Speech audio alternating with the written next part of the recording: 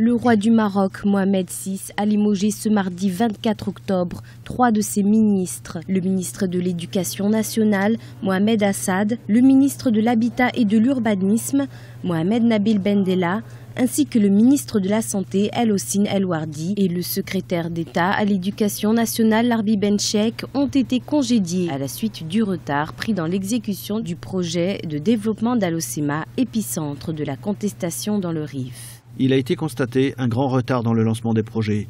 Pire encore, la majorité de ces projets n'avaient même pas été lancés, avec l'absence d'initiative de la part de certains intervenants.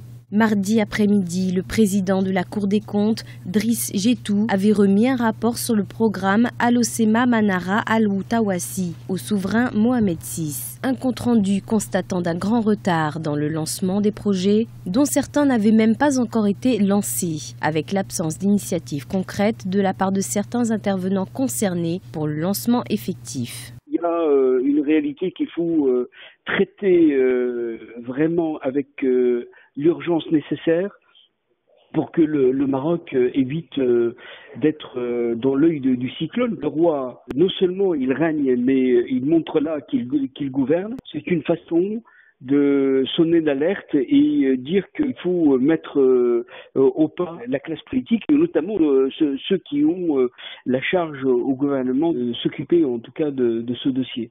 Depuis plus d'un an, la province d'Alocema est secouée par une vague de protestations déclenchée à la suite du décès en octobre 2016 d'un vendeur de poissons, Moussine Fikri, broyé accidentellement dans une benne à ordures.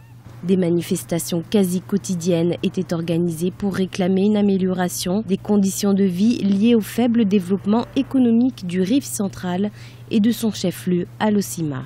De son côté, le gouvernement marocain compte désormais interagir de manière positive avec les revendications des citoyens.